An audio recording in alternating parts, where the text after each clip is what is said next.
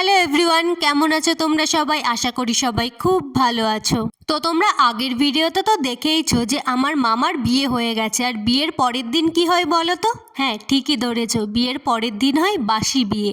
আগে আমি সেভাবে কোনোদিন বাসি বিয়ে দেখিনি, তো এটার ব্যাপারে আমার তেমন ধারণা ছিল না। তো আজকে আমি দেখে যা বুঝলাম যে বাসি বিয়ের দিন ছোট মতো একটা পুকুর কাটা হয়। পুকুরের মধ্যে দিয়ে দেওয়া হয় একটা পাত্র, আর সেই পাত্রে নতুন বর কড়ি পয়সা এগুলো ফেলে, আর বউয়ের কাজ হচ্ছে সেগুলোকে খুঁজে খুঁজে বরকে দেওয়া।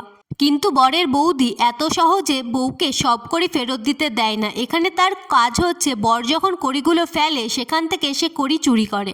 আর সেই জন্যই তো নতুন বউ শেষে হিসাব মতো সমস্ত কড়ি বরকে ফেরত দিতে পারে না।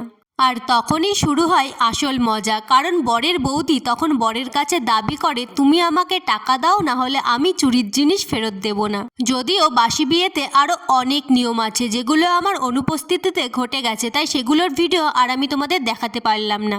তবে তোমাদের মধ্যে এই বাসি বিয়ের নিয়মটা আছে কিনা সেটা আমাকে অবশ্যই কমেন্ট করে জানাবে।